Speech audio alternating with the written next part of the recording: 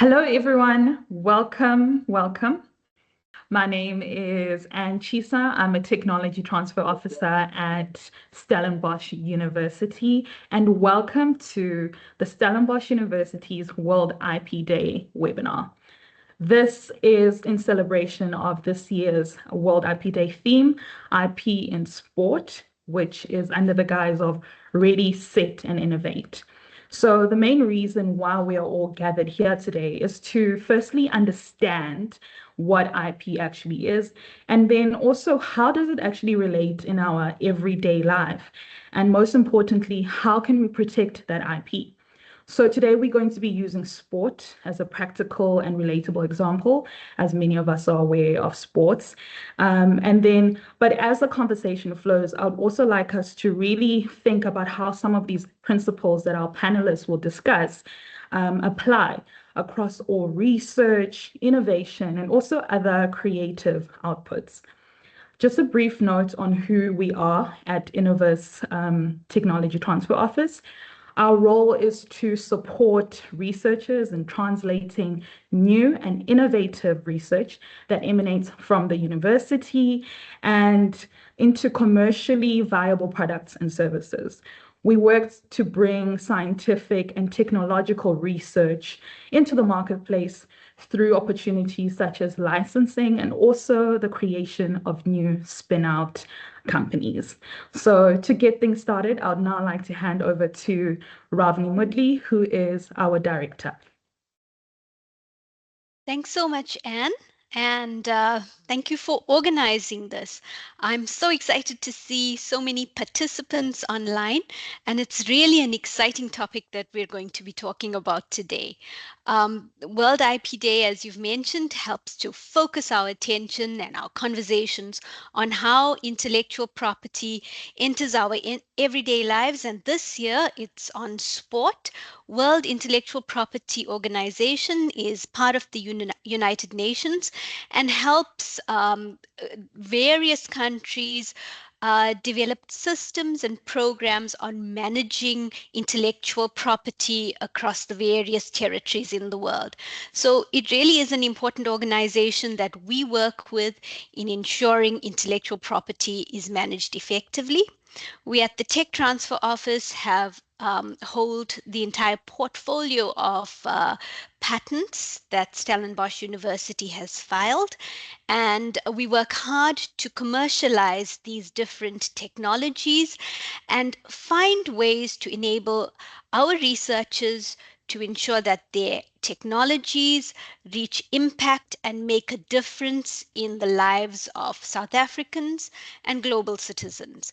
So IP really has an endpoint when it makes an impact on how people can use it. So I'm so glad that there's so many participants here, and I want to thank Andre and Rikus for participating in the conversation today. And Anne, Nolene, Mishlali, thanks for organizing this. Ilam, thank you for helping us, and we're looking forward to continuing with a series of talks on sport and IP for the rest of the year. Thanks. Over to you, Anne. Thank you so much, Ravni, for that welcome. To get your fingertips moving and start practicing that interaction in the chat, I want to start a question. I want us to have a question and a discussion in the chat.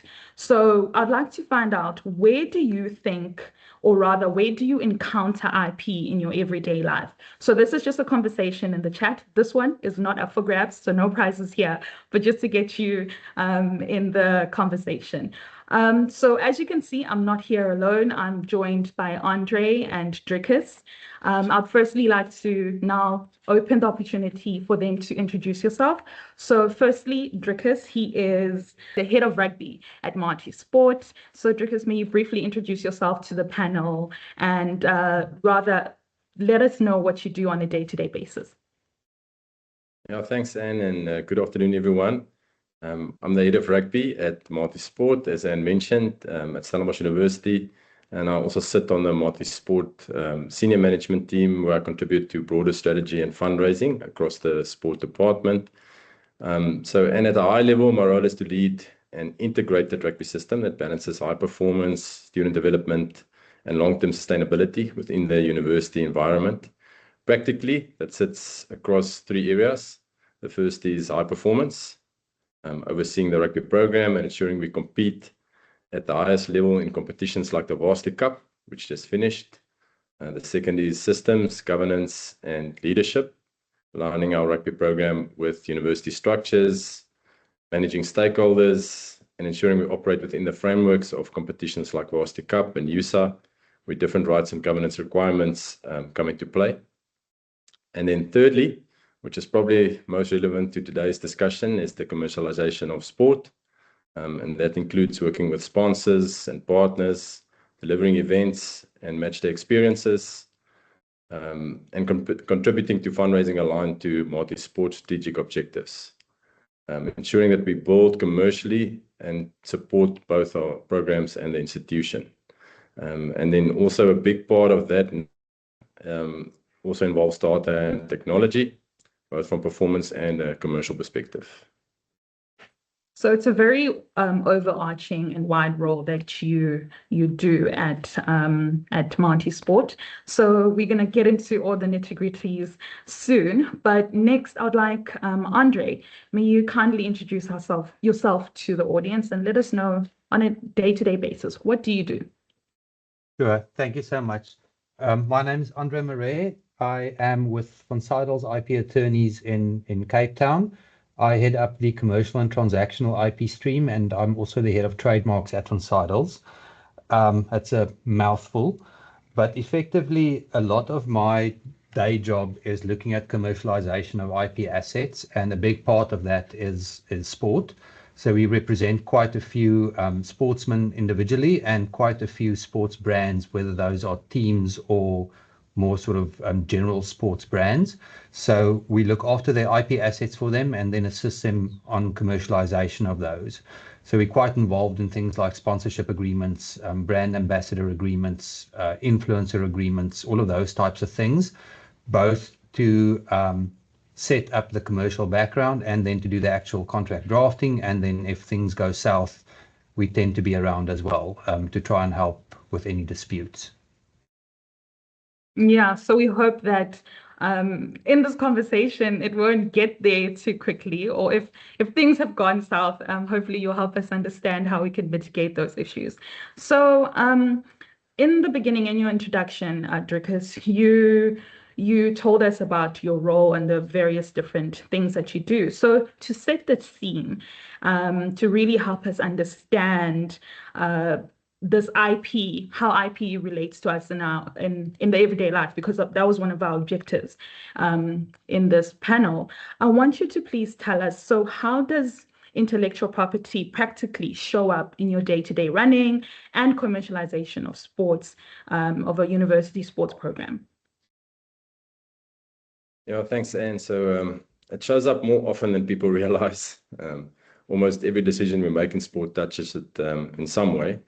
So at a practical level, for me, it sits in 4 main areas. The first is brand and identity. So everything from the badge, jerseys, merchandise, that's all protected by IP, content and media.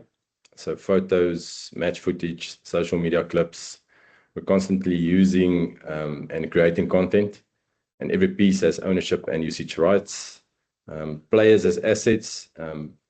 Andre just mentioned brand ambassadors. So players are not just athletes, they have image, reputation, and personal brands. That brings IP considerations into how they are used commercially. And then obviously commercial partnerships. So sponsors don't just pay for exposure, they pay for access to IP. Logos, players, platforms, audiences. So while we don't always call it IP in our day-to-day work, we are constantly operating within it. And sometimes without even realizing it, where the boundaries are. So in sport, in short, IP is not theoretical, it's embedded in the value that we create.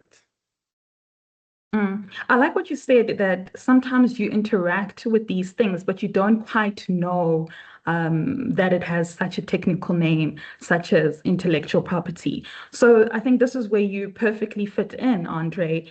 Can you briefly explain to us which IP rights are most relevant in the sports context? Sure. I should admit when I talk about IP, I'm hardly ever brief, so please excuse me if I start rambling. So one of my hobby horses is this concept of a basket of IP rights, and it gets quite dangerous to try and just identify individual IP assets, which I'll chat about just now. Typically, when you're looking at the commercialization mandate, like the Marties Rugby guys would do, then it's typically a basket of different IP rights which can be in play at the same time. And as I go through the different examples, you'll see how these things flow together, how they tend to complement each other, and there are commercial advantages and disadvantages to looking at things that way. But when you're looking at the individual IP assets, the sort of top level, you have to split out statutory IP assets and non-statutory IP assets. So basically, any IP asset where there's a specific piece of legislation which deals with it, and the ones where there is not. I'm not really going to look too much at the second pocket, but that would be, whether it's IP or not also is a different discussion, but that would be things like goodwill, common law trademarks, or unregistered trademarks, things like trade secrets and those types of things, which definitely can play a role, but they tend to be less relevant in sporting mandates. In a sporting mandate, and I'm focusing specifically on South African law here, there are versions of the same things in other countries, but this should give a pretty good idea. We're looking at 5 different ones that can play a role in sport, and I'm going to run through them individually. The first one that comes into play is patents, and it's not something that you would deal with on a day-to-day basis, or you probably wouldn't even know that it really plays that big a role in sport. But there are quite a few famous examples of where patents have come into play into sport, and that feeds very nicely into this Ready, Set, Innovate thing on World IP Day. Quite a lot of innovation actually happens in sport. I mean, motorsport's sole reason for existence, except to sell tickets to the F1 maybe, is pretty much to innovate. And the Dakar Rally, all of those types of things are based in innovation, and the innovations that they make on those vehicles eventually end up in your Golf GTI or whatever it is that you drive.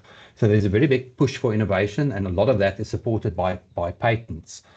Some more familiar ones that you can think about is something like the Zing bails in cricket. A lot of you would remember in the old days the camera from the side that had to show the run out. Everyone had to focus very carefully on whether the bails are lifted or not. And then a crowd out of Australia patented specific cricket wickets with lights in them that light up the moment that the bails lift. And it is a bit of a shiny thing that came into the IPL initially, and everyone thought that it's just a bit of a gimmick, but it actually serves a very functional purpose as well. And the ICC, International Cricket Council, has adopted that as a formal wicket. So pretty much any televised game now has that, and there's a patent that supports that, and a crowd out of Australia owns that patent. So there's definitely patents that play a big role. Other examples, quite a lot of protective equipment, especially as the focus is more on player safety and player health. We, for instance, did a very cool patent on a cricket glove that's intended to protect batsmen's hands more fully than it used to do. I don't know if you all remember Graham Smith's hands being broken every second game that he played. If he played with those gloves, then his hand would have never broken. Same thing for things like helmets in the American NFL. There's a lot of technology that goes into that, and eventually a lot of that leads to patented technology, which then, of course, brings a lot of other advantages. The other thing where patents tend to come up is on the performance side of sport. Some of you may remember a few years ago at the Olympics, Speedo brought out a specific swimsuit where the actual fabric that was used in that swimsuit was patented. It was called shark skin or fast skin. Can't remember what the name was, but everyone just broke world records that Olympic Games, and then it was promptly banned after that. Something like golf, for instance, also lends itself heavily to patented technology to get extra distance out of a club design or that type of thing. So patents, quite a big one. Not necessarily the type of thing that you would encounter in an endorsement or a sponsorship deal, but it certainly plays a big role in the background of this. The second right, which plays a big role, is copyright. The obvious things would be some of the things that Rick has mentioned on the logos and the artwork and so on. But the big one in sport is probably under the broadcast rights. Most of that is protected by copyright, and FIFA, the entire sort of soccer world around FIFA is basically built around broadcast rights, which are all protected under copyright. And we've been involved in trying to enforce copyright in broadcast rights in North Africa and all sorts of things like that. So it genuinely is a very central theme to how sport gets delivered to audiences, and a very acknowledged IP right as well. The next one is designs. I won't say too much about it. That protects the shape of things. And as an example, if someone were to come up with a novel shape in a hockey stick or a cricket bat or that type of thing, they can protect it through a registered design. Quite often the rules around sport would inhibit too much innovation there. And the shape and the size of the bat, for instance, would be regulated through the sporting body. So there's not all that much that you can do there. But as an example, if someone were to come up with a golf grip that either can be useful for the player or potentially as a training aid, that type of thing would qualify as a registered design. I hesitated to include plant breeder rights, but eventually I caved, and I'm going to include that. Plant breeder rights is a bit of a massive corner case when it comes to IP rights, and it's certainly not the type of thing you'd expect to see on a sport or in a sporting mandate. But I actually found examples of that where specific grass variants are protected for specific events, golf courses, cricket pitches, the European, some of you would know this, but some of the European football pitches, for instance, actually stagger and lower under the stadium so that they can hold concerts and things on there and that people don't trample the grass. But the grass that grows in those conditions are actually protected plant species. So plant breeder rights can also play a role. I'm not sure about fruit, but maybe there is a sport somewhere where they use mangoes or coconuts or something, I don't know. And then the last one is by far the biggest one, that is trademark rights. And that would be the actual logos of either the sporting brand or the specific franchise, whatever the case is. That would be the thing that mostly engages the audience when they watch sport. The obvious one would be something like Real Madrid or the Stormers or so on.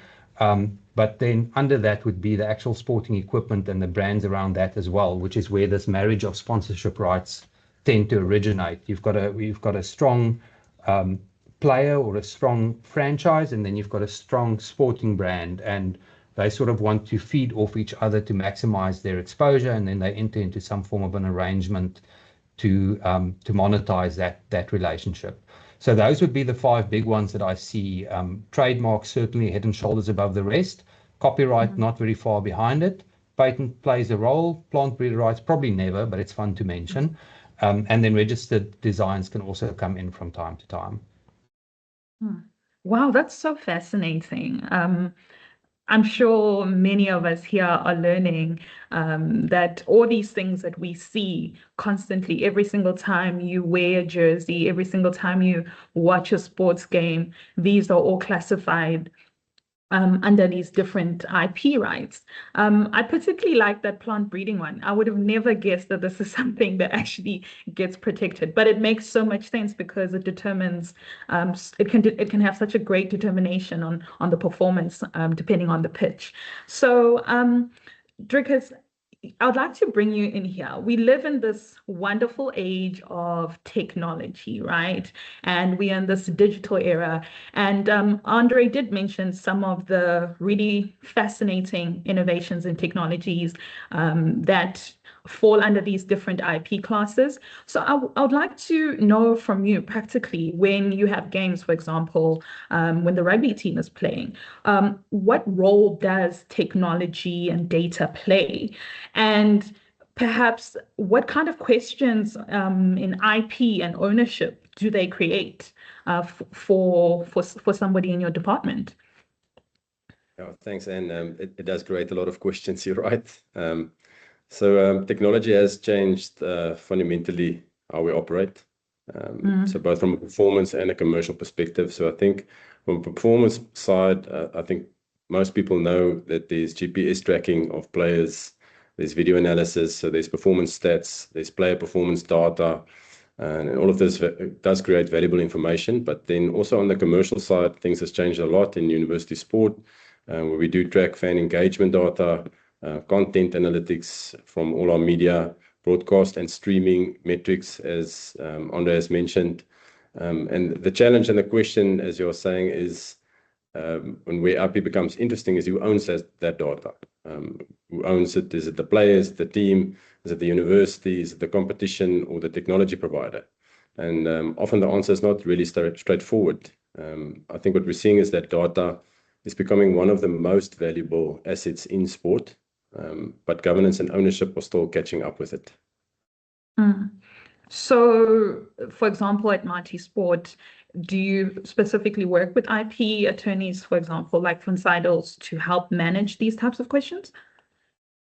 Yes, we do. We actually have IP experts in the university that help us. Okay. So, and most of, especially on the commercial side, most of it is governed by agreements.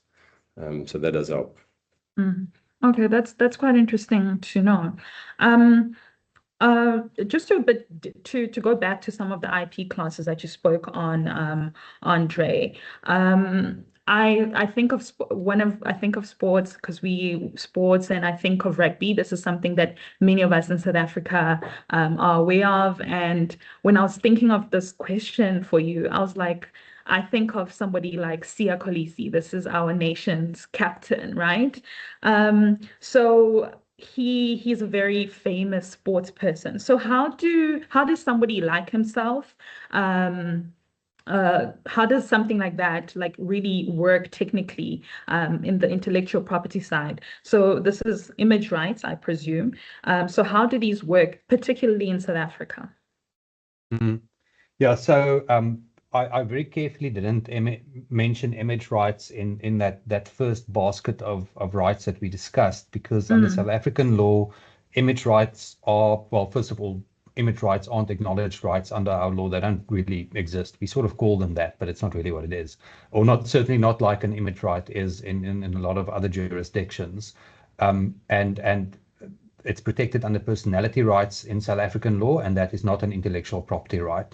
So it's actually a parallel right that exists that vests in the individual themselves to protect their likeness and their voice and those types of things, and which they can use to associate with brands, typically in an endorsement or in an ambassador type scenario, where the player's image rights can be, and I'm going to keep calling it image rights because that's just the easiest way to understand it, where the player's image rights can be used to, for instance, market a brand or associate a brand with a specific player. There are a lot of sort of legal technicalities on personality rights in South Africa, which makes it a lot different from how it's dealt with in the rest of the world. As an example, you can't actually transfer ownership of a personality right under South African law. You can only really license it. So you can't transfer the ownership of your rights like you can for a IP right. What we tend to do for someone like Siya is you would build up a bundle of rights which comprises of acknowledged IP rights and the personality rights, and that bundle of rights will then be licensed to a brand to commercialize. So in the Siya example, Siya Kolisi is protected as a trademark, and that SK logo that he uses is protected as a trademark. So the agreement with a brand would be to use those trademarks, to use the name Siya Kolisi, for instance, if they want to bring out an Adidas range, which they did. They can bring out a Siya Kolisi range specifically for Adidas, and then they want to license his image rights or his personality rights in parallel with that, to be able to use his likeness to market the products, or perhaps for him to make appearances where he would, I don't know, make a social media post or something about how awesome this shirt is, or whatever the case is.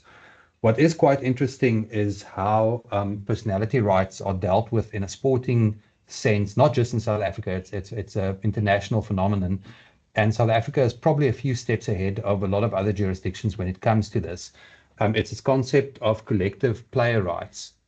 So what happens in rugby and in cricket in South Africa specifically is the professional players would all license their collective rights into a sort of central body, and that central body will negotiate on behalf of the players to commercialize those image rights. A lot of you would see if you look at the halftime adverts when the Springboks play, for instance, there will always be 3 Springboks in all of those ads. The reason is because the underlying collective agreements say that SARU can only use the collective rights when there are 3 of them together on the adverts. So on the Spur ad or the Pick and Pay ad or whatever it is, there will inevitably be 3 players in all instances. Where brands want to make use of players individually, they need to conclude a deal with the player individually. But where that becomes wonky, if you, for instance, have a deal with Sia Kolisi, or let's not keep using poor Sia as an example.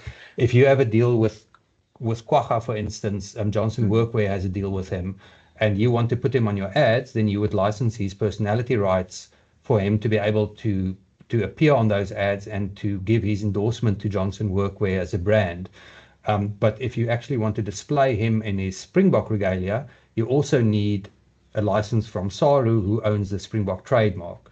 If you then want to use a clip of Kwagga crossing the try line from a World Cup, no, World Cup is even more messy, from, let's say, from a normal sort of Springbok test, then you probably need rights from SuperSport as well. So you can see how all of these things sort of start layering on top of each other very quickly with different right owners, depending on what it is that you want to get out of it.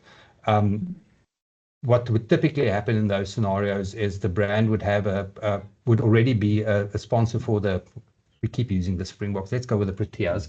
The brand would already be a sponsor for the Proteas, so they would already have some rights to the Protea trademarks and the Protea regalia, and then they would have a side deal with an AB de Villiers or a Tristan Stubbs or whatever it is, and then they would try to put those rights together to build a campaign around that. But there will be a few people to pay along the way. This is so interesting. I didn't realize that it is quite layered. So now I want us to zone in maybe at a more institutional level, because when we speak of Springboks, when we speak of these big sports names, I want us to speak for a university student, for example, who is playing rugby or tennis or whatever. How do these players and personalities start protecting their individual IP sports rights? Because they don't necessarily have the support and the team to tell them how to navigate all of these things. So how would you advise they start, perhaps, Andre?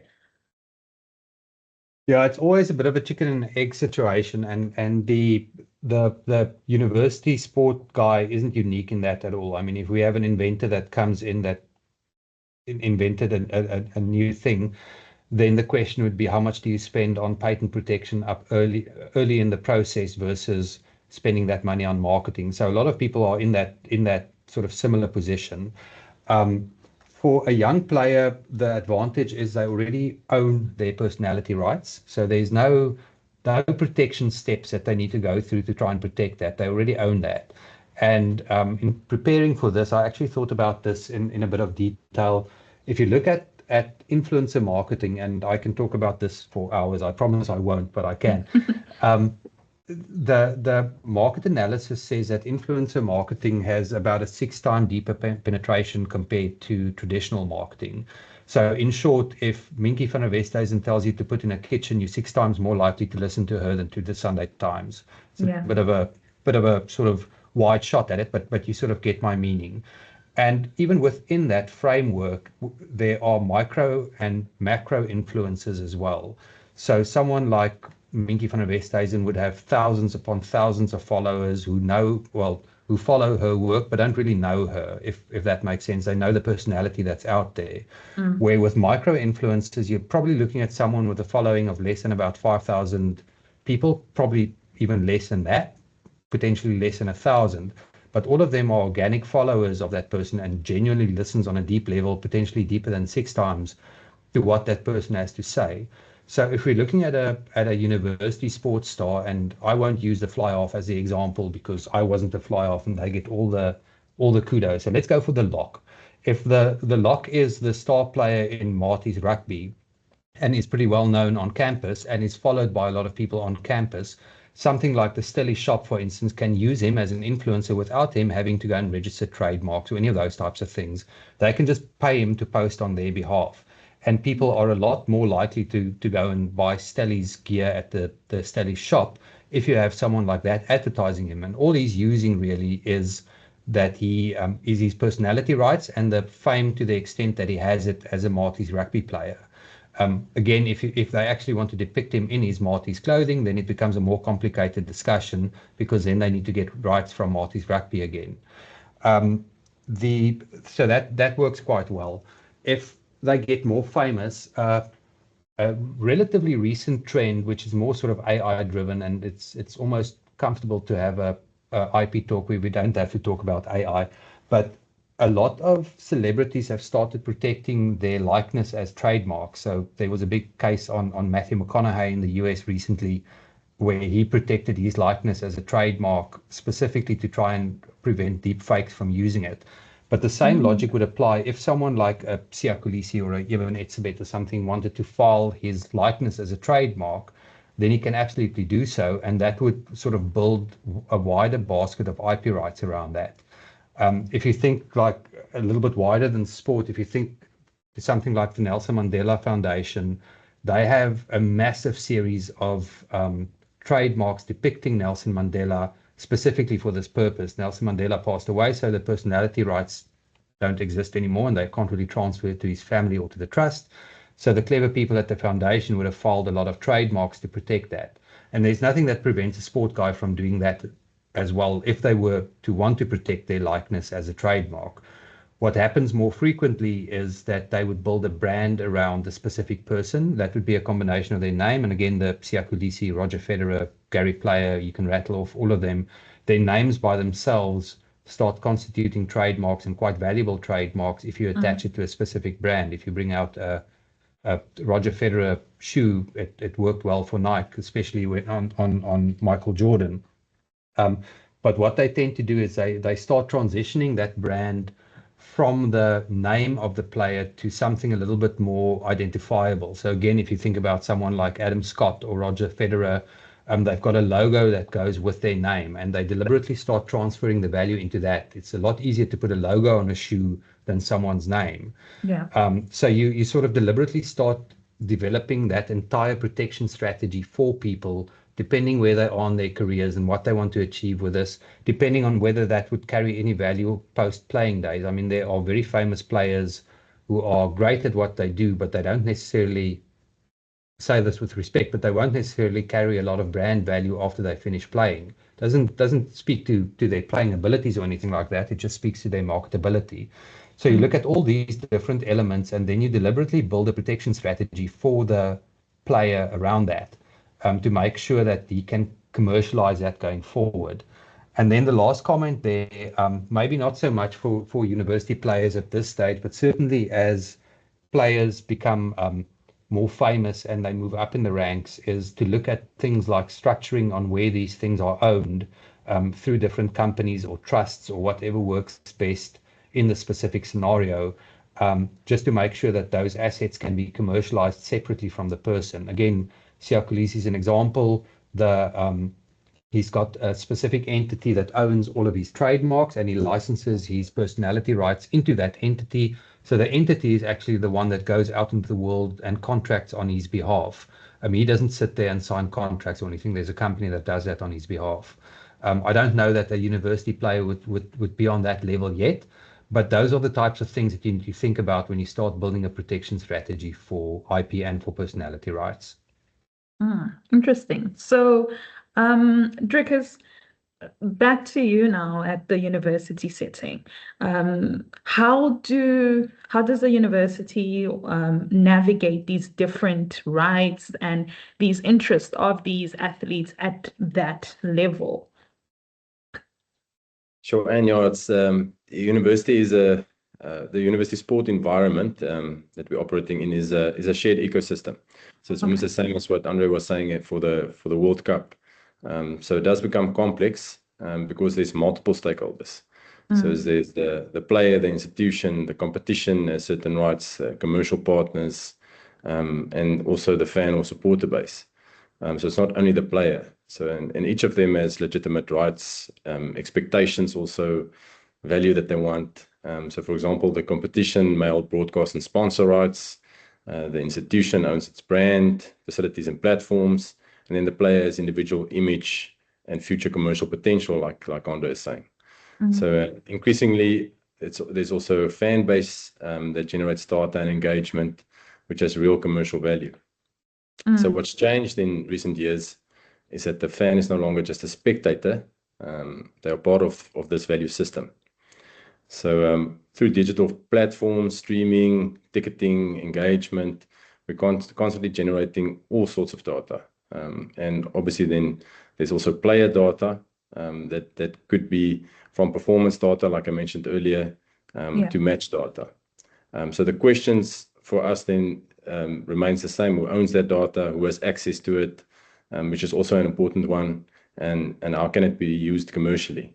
So the challenge is not just legal, it's also strategic, because from our side, it comes down to having clarity upfront in terms of rights and agreements. So that's where the players also come in, the protection for players, and understanding where the responsibilities sit, and then being intentional about how we structure partnerships and platforms.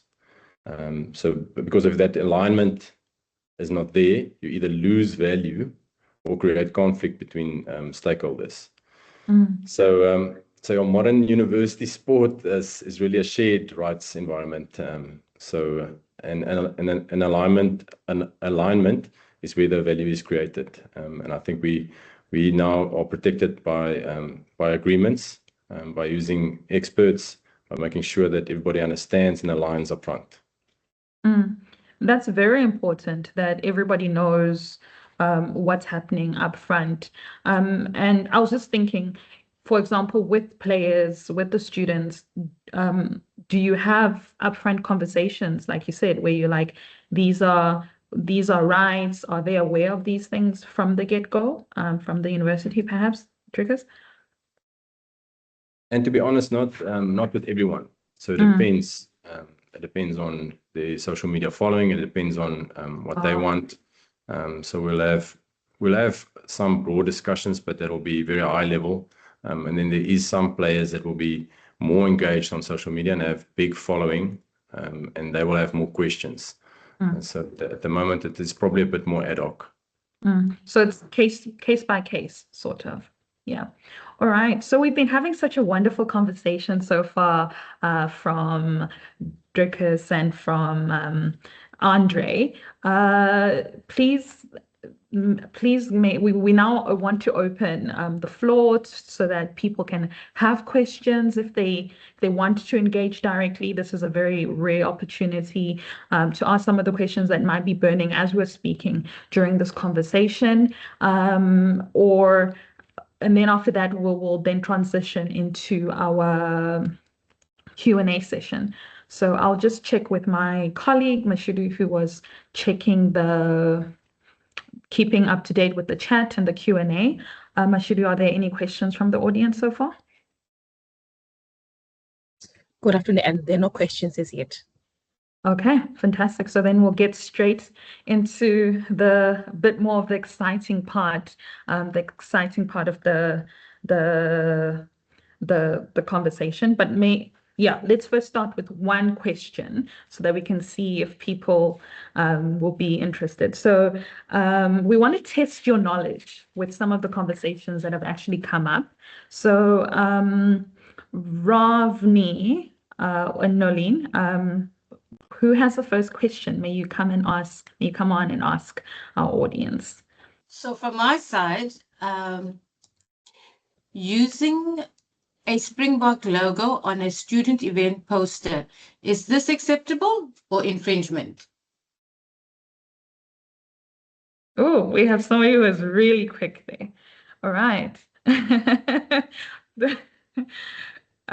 Okay, so you see how this will work. This will work. You have to be really quick. Mashudu is going to take note and we'll announce at the end who has the quickest thumb. So we're going to ask Ravni to come on to do another question. And then I saw there was a question in the chat for our panelists. But next question, please, Ravni. Okay, I'm going to just do Ravani's questions. Okay, go ahead. Posting a short match clip from a TV broadcast on social media, is this allowed or is this infringement? We love this engagement. There was a question in the chat. We have 3 more, so you'll just have to wait. Just have to wait. We have a question in the audience. Mashudu, may you please tell us what that question was? I saw it in the chat before we started asking these infringement questions. Sure. The question is from Dr. Tesha Silius. So the question is, brand value is important. How do you qualify this? Maybe using Marty's Rugby as an example. Improvement of 5 years. That is the question. I'll take it first, and then maybe you can add, Andre. So Dr. Tertius, that is a very good question. So it's not always very easy to calculate brand value. I think what we do at the moment is you're referring to in 5 years' time, so something we can measure now and in 5 years' time measure again. So obviously technology does help. So for us, spectators that come to a match, we calculate the number of spectators that come. We'll even calculate the number of spectators that would come to recreational rugby. Then there is media, where we can track and have data analytics that help us. So we track engagement. We track our broadcast rights. So, for example, how many people are watching Marty's Rugby on SuperSport in Varsity Cup. So we get those numbers also. So we try and track everything around the brand, all the matches we play, from spectators to broadcast rights, to media engagements, number of followers, and then obviously the number of players that we have. And the number of, for example, a supporters club that we would have. So a total number of members of the club also, and the broader range. So not always easy, because you have to quantify it, but the technology and the data tracking does help. Andre, did you want to add to that? No, maybe just you have to look at all the different streams again to determine the value of the entire product. But if you're just looking at brand value by itself as a standalone product, in other words, the trademark value, sort of drill into that specific element, there are actually ISO standards for brand valuation. It's something we have to do frequently for things like transfer pricing and exchange control and all the other tax swear words. So there are a lot of cases where you have to do that on not specifically sporting brands, on any brand or IP asset. So you can definitely determine it, and you can definitely redetermine it in the next 5 years. And it's probably, certainly don't have time to go into all of the different ones now, but the most likely one is a sort of forward-looking royalty earning valuation on the brand. So if to determine how much it's worth. And if you take something like the Marty's brand, for instance, then you can do that exercise and find out how much that is worth. And then, of course, you need to start apportioning a value of that to the specific sport or to sport in general versus the academics, which, of course, shares that brand with sport and drama and all the other things that use it. Thank you for that. There was another question in the chat. The question is for Andre. Where do you see the biggest gap emerging when it comes to IP and young creators and student athletes? And then the other questions for Drickus. Do you think student athletes are aware of commercial ecosystems they are part of? I don't really see an emerging gap per se. I think it's a gap that's always been there. And for my mind, most of it comes down to education, to students and especially young content creators understanding what it is that they have and how they can commercialize those assets. So it really does come down to an education session on especially for content creators and for athletes. If they can commercialize those assets, how do they go about doing that? Where does that fit into the wider ecosystem? And back to my example of, let's move away from rugby, the javelin thrower that's very famous, that's Marty's. I don't know if there is one, but let's act for a second that there is one. Understanding that javelin thrower can use her social media audience to potentially generate income for herself without leaving the campus at all, and just sort of marketing local products on the campus itself, or maybe in the wider Stellenbosch environment, understanding that it won't have the same impact in Cape Town or Pretoria that it has in Stellenbosch. Okay, thank you for that. Would you like, Mashuda, may you just repeat that question for Drickus so that we understand what he has to answer? All right. Drickus, do you think student athletes are aware of the commercial ecosystem they are part of? I think they are more and more aware. I think at the moment, not, I won't say at the length of understanding the real CPM or cost per mile sort of that the value that they bring. So they don't understand it as deep as that, but they are definitely starting to be aware of the commercial value that they are bringing. I think we're seeing it more and more globally also, and they're seeing the global trends that come from the States especially. So I would say at this stage, not a deep understanding, but they're definitely becoming aware of it. Which is good, which is really good, because many people were unaware previously. And I also think this is why sessions like this are important as well, to create this awareness so that they understand what they have. We have another question in the chat. Okay, the question is to Andre. From a university event management perspective, how do you protect IP, including know-how, systems, procedures, ways of doing things, and trade secrets? How protectable are these assets? I'll answer the last part, and maybe someone from the TTO will actually be in a better position to explain the nuts and bolts, but those assets are certainly protectable. It depends on what exactly it is, where it fits into the IP ecosystem, how protectable it is, and what mechanisms you employ for it, and whether you actually want to spend the budget to protect it or not. But we work closely with Innovus, so maybe someone from Innovus can give a little bit more perspective on the nuts and bolts of how it works at Stellenbosch University, which is very similar to how other universities do it. Nolene, do you want to take a stab at this one? Yeah, sure. Let me put my camera on so you can see. Yes, please. So what I would recommend, if there's anything that you think that you might want to protect, either through know-how, trade secrets, or any procedural process, the first thing is just contact someone at our office. If you go onto our website, innovus.co.za, you can book an appointment with one of us. The best way would be to book an appointment, have a chat with us first before implementing this.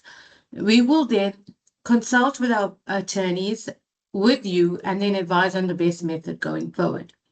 At the end of this event, we will also put an email address in the chat that if anyone wants to contact us, can contact us via the email.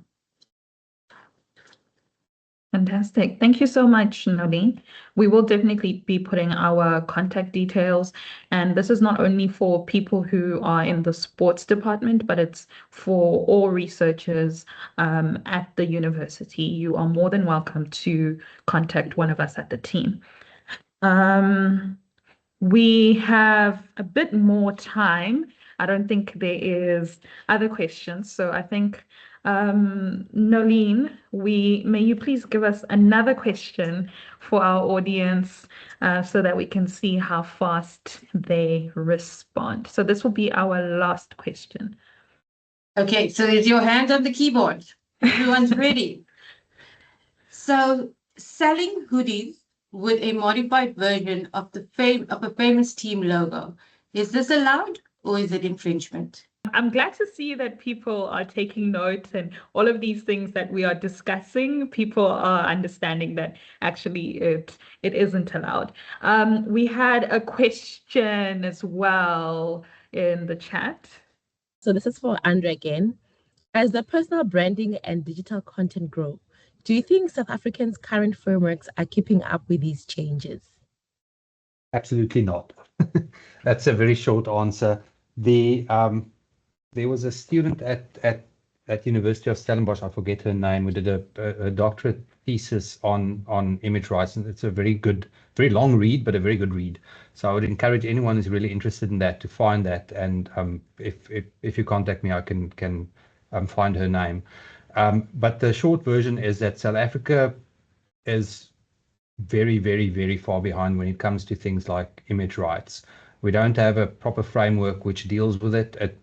I know we're only talking about it in a sporting context and a sort of influencer slash digital marketing context, but it actually becomes a problem on things like tax and a lot of other places as well. So I don't think it's keeping up. I don't know that there are any proactive steps in place to fix that, but there's a growing lobby who wants to push for that, and I would certainly encourage something that's a little bit more formalistic on how those types of rights are dealt with. Interesting. Yeah, thank you so much. So we still have a bit more time before we wrap it up, and I'd like to ask Drickus perhaps one final question, a bonus question.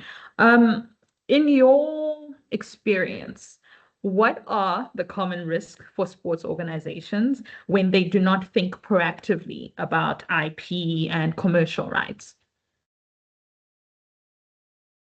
Yeah, and I think the smarter approach is just to think about it early, because that's where your protection of your value and also the rights lie. So the biggest mistake I think that people normally do is a few practical examples maybe is using content or logos without checking rights. That happens quite often. Entering sponsorship deals without understanding existing obligations, be that with competitions or any other obligations within the institution, and not clearly defining upfront who owns what, especially with data and our players also that we spoke about, or student athletes. And then also treating IP as a legal issue instead of a strategic asset. I think it is a strategic asset that can definitely create value. Yeah. The image thesis link was shared in the chat, so if somebody is interested to check that out. We have a final question before Yes, we I do. announce the winners. Yes, this question is for Drickus. From your perspective, how has the commercial value of competitions like Varsity Cup changed over time? Well, actually, it has grown tremendously. So it's one of the competitions in South Africa that's grown the most. I think at a stage it was the only competition that was growing. Now the other competitions has also started to grow. So you can see it in the amount of viewers that watch it. You can see it in the spectators in the stadium. You can see it in the media. So the value of Varsity Cup has definitely grown over time. I think they've done really well. I think the product is really innovative. Not only on field, we all know that sometimes the I want to say traditional rugby supporter doesn't like all of the innovation that happens on field, but they're very innovative around what happens in the stadium for the spectators, especially with media also. So there's a lot of fan engagement. There's a lot of activations. So I think they're constantly seeking to innovate and to grow the brand, which I think has definitely worked. Yeah, definitely. There is a lot of wonderful hype and excitement around the Varsity Cup brand. So to wrap things up, thank you everyone for your wonderful engagement on the chat. So we have announcement of our winners. So we awarded 2 prizes for people who asked the first 2 questions in the chat, who were Mpopeti, Mabeba, and Dr. Tietus Silius. You two are our first two winners. So please make sure to just leave an email address in the chat. And the quickest thumbs, the quickest fingers on the keyboard for the questions that Nolene asked. Congratulations to Cynthia Ogodo and Charlize Crawford and Craig Barry. So huge congratulations to our 5 winners. Please make sure to just leave your email addresses in the chat so that we can contact you with further details on your prizes. But this has been such a wonderful session. I know I learned a lot, and I'm sure many of our attendees also learned a lot. And this is also just a start for more interesting sessions on IP. And again, to reiterate that if you are a Stellenbosch University researcher and you have an idea, you have something that an idea or research, or you just want to find out more about the work that we do, please do reach out to us. Our email address will be popped in the chat as well. Most importantly, we want to thank you to our panelists, Andre and Drickus. Thank you for your knowledge and also just being so generous with your time to inform us about all the many things that really go hand in hand with IP and sports. Also want to thank you to Ilam from Marty's, thank you so much for this wonderful collaboration with your team, and we look forward for many more engagements. And also a huge thank you to my colleagues who were supporting and doing all the back end. This wouldn't have gone well without them. So thank you so much to, most importantly now, to you, our attendees, who took the time out of your very busy schedule to have this wonderful engagement with us this afternoon. Thank you so much and goodbye.